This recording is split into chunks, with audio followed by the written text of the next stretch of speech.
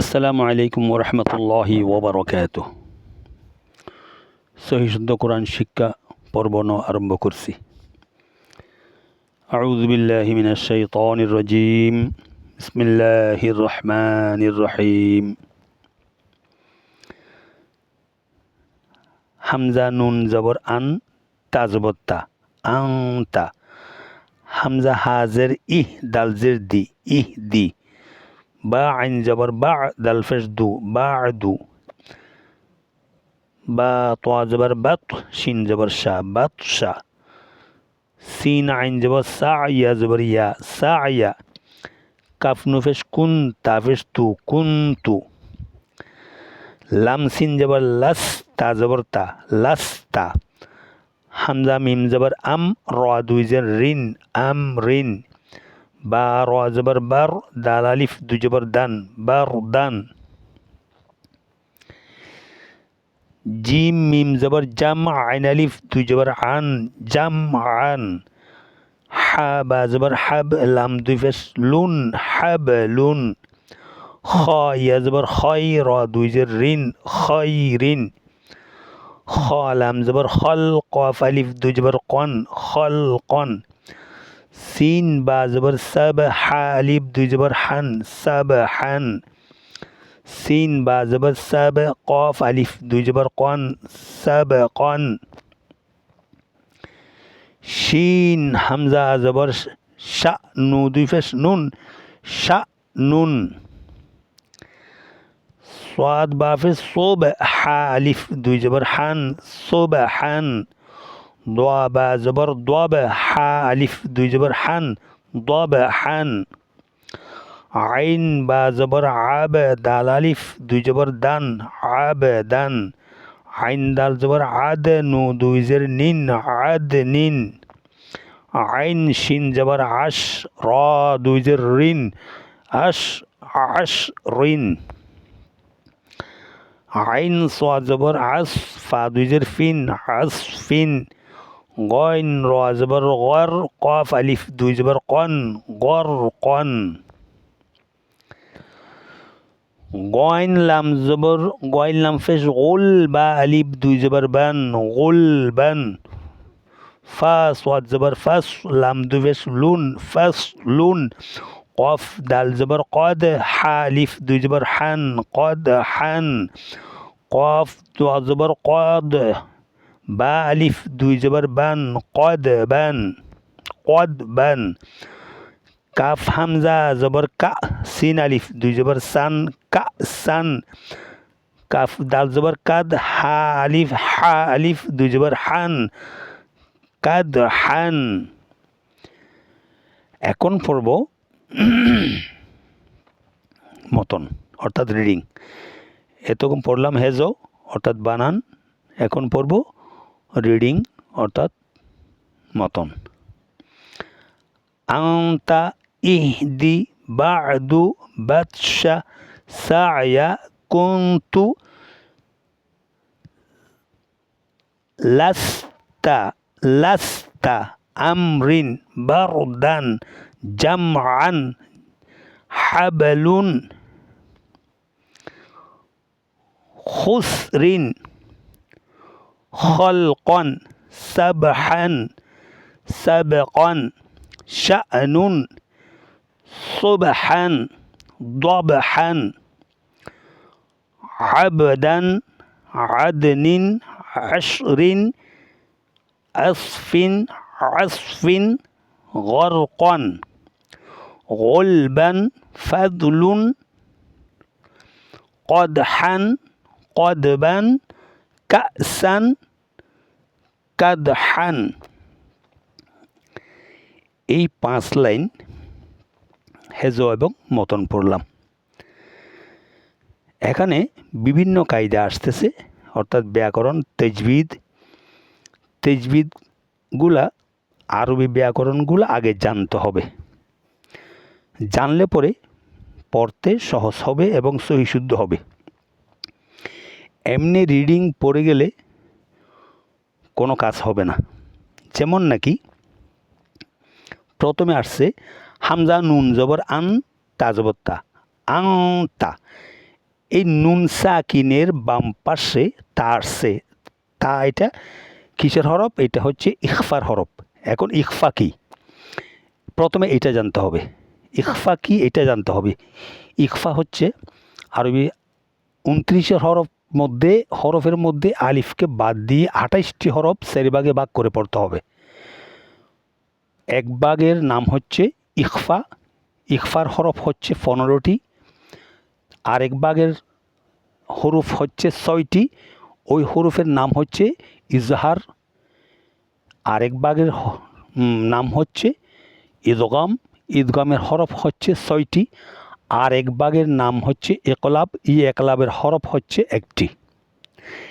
এখন ইখফা, ইজহার, ইদগাম, একলাব, এই 4টা নাম আছে।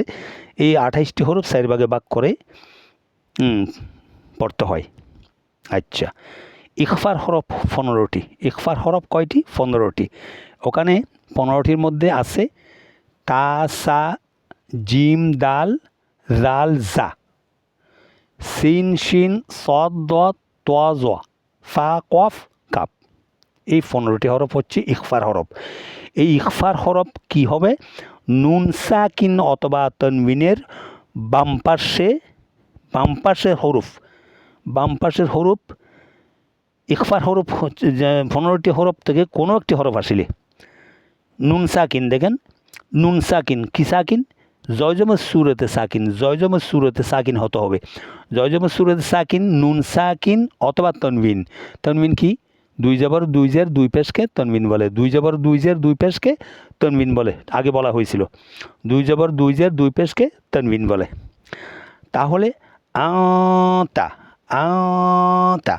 এই ইখফা কি? ইখফা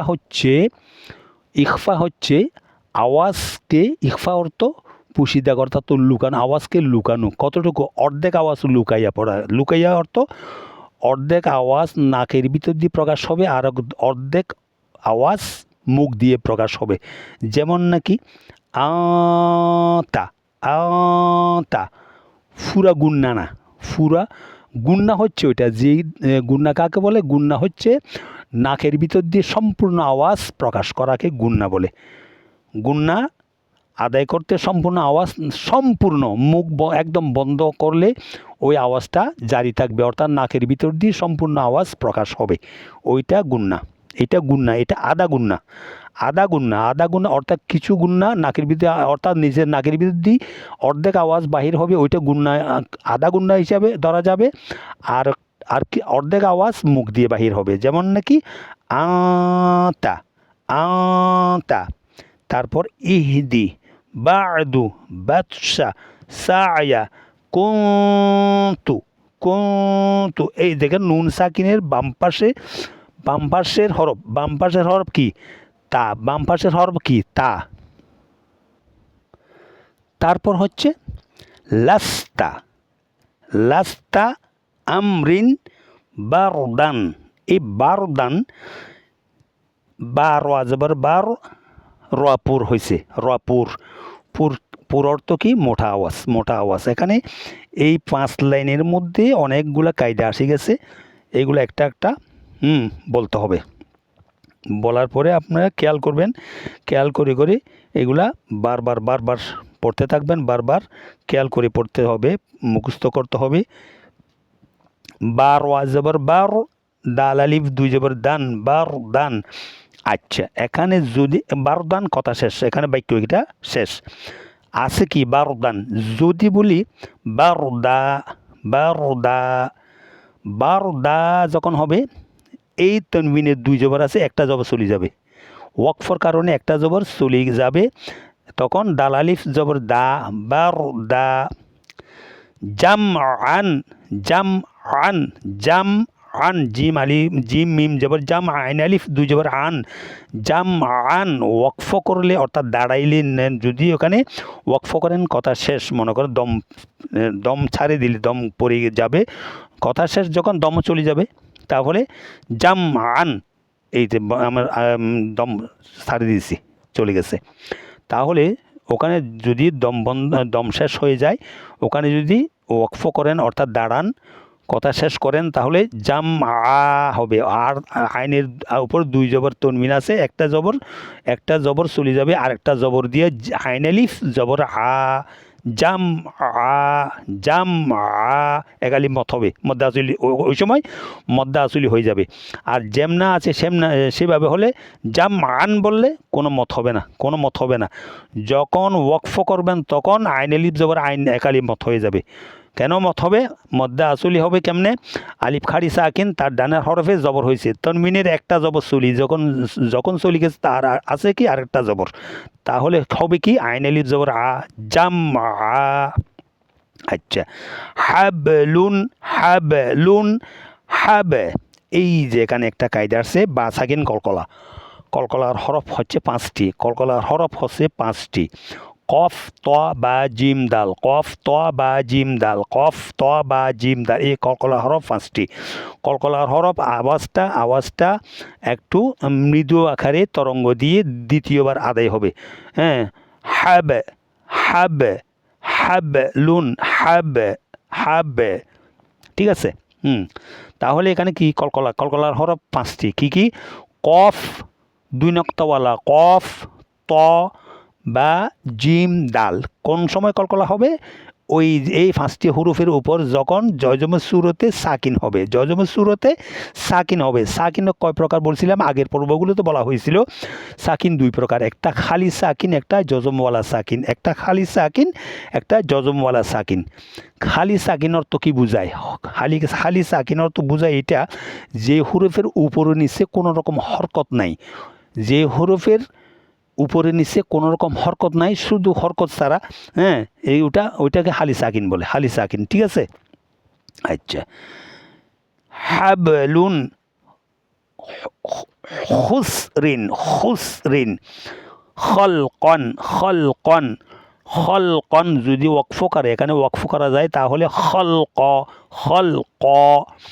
ওই তনবিনের 2 জবর থেকে একটা জবর চলে যাবে, থাকবে আরেকটা জবর, তাহলে কি হবে?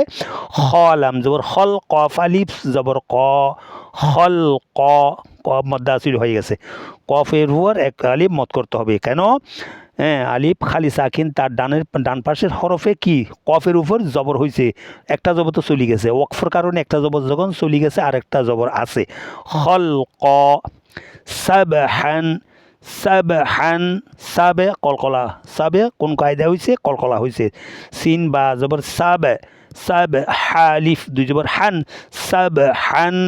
ওয়াকফ করলে হবে কি হা, ওই তনবিনের একটা জবর চলে যাবে, থাকবে আরেকটা জবর, তাহলে হা আলিফ জবর হা, সিন বা জবর হা আলিফ জবর হা, মত হবে, একালি মত করতে হবে, একালি মত করতে হবে, মদ্দা আসলি হয়ে গেছে। আচ্ছা, সাবকন সিন বা জবর বা সাকিন কলকলা হয়েছে। হ্যাঁ, সাবকন কফ আলিফ 2 জবর সাবকন, ওয়াকফ করলে ওই তনবিনের থেকে একটা জবর চলে যাবে, তারপর থাকবে কি কফের উপর এক জবর, তাহলে কফ আলিফ জবর কফের উপর মদ্দা আসলি একালি মত করিয়া পড়তে হবে। আচ্ছা, নুন এই এখানে একটা কায়দা নতুন আসছে, যেটা হচ্ছে হামজা আলিফের উপর যদি কোনো রকম হরকত হয় তাহলে আলিফ হামজা হয়ে যায়, কিন্তু আলিফের উপর হামজার উপর যদি এখন এটা কি হয়েছে? হামজা হয়েছে, যে কোনো হরকত হয়েছে। দেখেন, শিনের উপর জবর, আলিফের উপর জয়জম, তাহলে এটা আলিফ নেই, এটা কি হয়েছে? হয়ে গেছে? হামজা হয়ে গেছে। এটা হামজা সাকিন ঝটকা, অর্থাৎ ধাক্কা দিয়ে পড়তে হবে, পড়ার সময় একটা ধাক্কা দিয়ে পড়তে হবে। যেমন নাকি শিন হামজা জবর শা, নদী ফেস নুন, নুন, ঠিক আছে। হামজা সাকিন ঝটকা, একটু ধাক্কা দিয়ে পড়তে হবে। আচ্ছা, সোবে বা সাকিন কলকলা, সোবহান হা আলিফ 2 জবর হান, সোবহান, ওয়াকফ করলে কি হবে? হার উপর 2 জবরের তনমিনের থেকে একটা জবর চলে যাবে, থাকবে আরেকটা, তাহলে কি হবে? হা আলিফ জবর হা, সুবহা হা মদ একালিপ মদ মধ্যে আসলে একালিপ মদ হয়েছে দবহান বা সাকিন কলকলা হা আলিফ দুই জবর হান হা আলিফ দুই জবর হান ওয়াকফর কারণে ওয়াকফ করলে এখানে ওয়াকফ করলে অর্থাৎ দাঁড়াইলে কথা শেষ করলে তা দাঁড়াইলে কি হবে তনমিনের দুই জবর থেকে একটা জবর চলে যাবে থাকবে কি আরেকটা জবর থাকলে কি হবে হা আলিফ জবর হা দবহা আচ্ছা আবদান ওয়াকফ করলে বা সাকিন কলকলা হয়েছে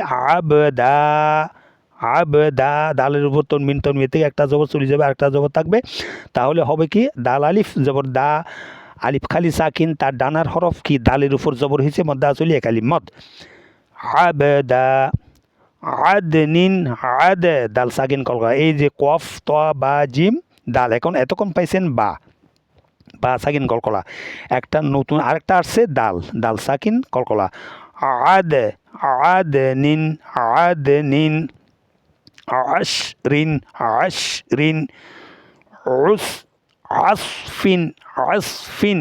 আসফিন গরকন রপুর কেমনে হয় রোয়ার উপর জবর অথবা পেশ হইলে রপুর অথবা রোয়া সাকিন তার ডানের হরফে যদি জবর আর পেশ হয় তাও রপুর পুর করে পড়তে হবে পুর মানে মোটা ভারী অর্থাৎ মোটা আওয়াজ দিয়ে পড়তে হবে গরকন ওয়াকফ করলে কি হবে ক আচ্ছা গোলবান ওয়াকফ করলে গোলবা ফাসলুন